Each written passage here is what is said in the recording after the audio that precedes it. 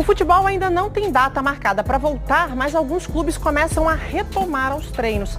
Depois de Inter e Grêmio, essa semana foi a vez de Flamengo e Atlético Mineiro. E a volta do Flamengo foi cercada de controvérsias. As imagens feitas pelo Globocop na manhã da última quarta mostravam jogadores trabalhando com a bola. Os membros da comissão técnica usavam máscaras. Mas as imagens também registraram um grupo de jogadores aglomerados. O Flamengo treinou 4 vezes nessa semana. E através das redes sociais, alguns dos principais nomes do time fizeram questão de manifestar apoio à volta aos campos. Esses treinamentos contrariam o protocolo firmado entre a Prefeitura do Rio e os clubes cariocas.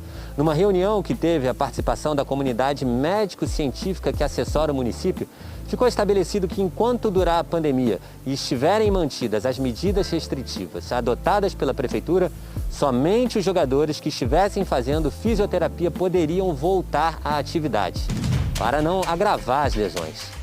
Na quinta-feira, o Flamengo se pronunciou por nota oficial, dizendo que os atletas e integrantes envolvidos no dia a dia do Ninho do Urubu se sentem seguros e aptos a retomar os treinamentos em razão do protocolo de segurança e prevenção adotados pelo Departamento Médico do Flamengo. A nota foi assinada pela direção do futebol, mas também pelo técnico Jorge Jesus e os jogadores. Os jogadores passaram por testes na segunda-feira. 2 atletas do clube estão infectados pelo novo coronavírus, mas os nomes não foram divulgados. Segundo a nota do Flamengo, depois de exames de reapresentação e de testes físicos no dia seguinte, os treinos foram retomados na quarta-feira em acordo com o protocolo da FERJ, a Federação de Futebol do Estado do Rio de Janeiro. Vale ressaltar que o documento contempla atividades ao ar livre, sendo assim, os grupos de trabalho são espalhados pelos campos do Ninho do Urubu.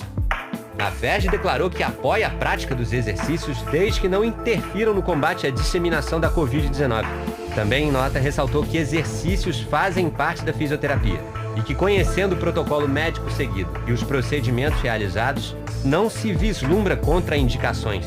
E há que se imaginar muito mais segurança e menor risco do que em pessoas num supermercado ou farmácia.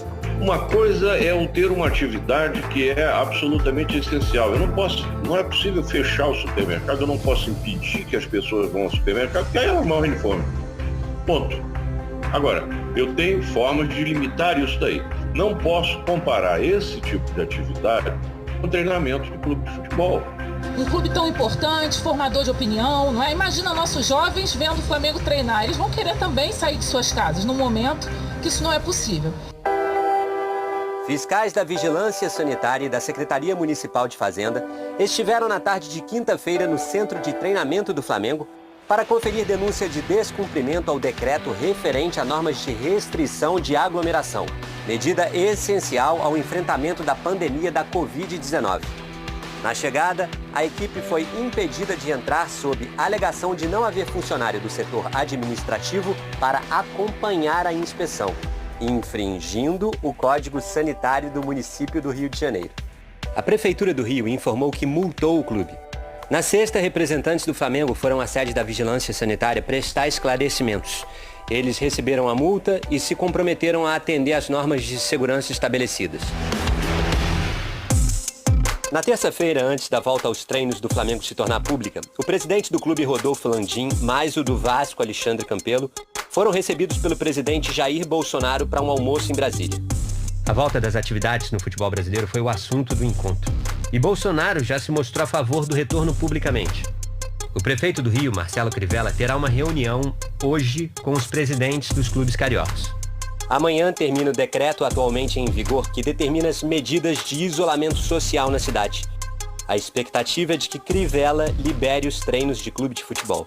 Nós estamos propondo, no Conselho Científico, vamos dizer assim, uma estratégia de retorno. Agora faço um apelo para que as medidas sejam obedecidas. Na última sexta-feira, o Vasco testou seus jogadores em São Januário. E na realidade, quando a gente fala voltar, é voltar aos treinamentos. Ninguém está pensando em jogar nesse momento.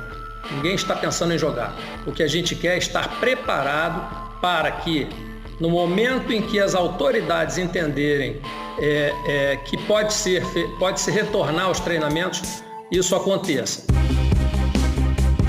As diretorias de Fluminense e Botafogo criticaram a movimentação de Flamengo e Vasco pela volta do futebol. Em nota, o vice-presidente do Fluminense, Celso Barros, que também é médico, diz que os rivais estão prestando um enorme desserviço à população. Ele ainda lembrou que os números de mortes no estado do Rio não param de crescer. Dinheiro, a gente vai estar correndo atrás, a gente vai correr atrás. A falta de jogos, muito triste, a gente sente uma saudade tremenda. Mas o respeito à vida humana está acima de tudo. E o pior ainda é arriscar a vida humana, como o Flamengo fez esse treino clandestino, sem ter um objetivo. Vai jogar contra quem? A Comissão Nacional dos Clubes, que funciona como um representante das equipes frente à CBF, se posicionou sobre a situação. A gente concluiu que cada clube vai ter a liberdade de definir seu retorno aos treinos, logicamente obedecendo a determinados protocolos e sempre em consonância com as autoridades públicas locais. Toda volta será progressiva e gradual, e isso não determina qualquer data para a volta às competições. Em São Paulo, a Federação Paulista de Futebol só vai permitir que os clubes voltem a treinar quando forem autorizados pela Secretaria Estadual de Saúde. Esta semana, o Atlético Mineiro também voltou ao trabalho. A Prefeitura de Vespasiano, onde fica o CT do clube, autorizou a retomada dos treinos. O Cruzeiro fez diferente e desistiu de voltar com os trabalhos. Segundo o clube, 42 profissionais foram avaliados e alguns resultados foram inconclusivos. A gente fez o exame, né, essa semana, graças a Deus deu tudo certo e está prevista a volta para segunda-feira, né, dentro de todo o cuidado, né, que é exigido aí pelos órgãos de saúde, né. No Rio Grande do Sul, Grêmio e Internacional já estão trabalhando desde o dia 4 de maio. A Prefeitura de Porto Alegre autorizou a volta dos treinos de futebol.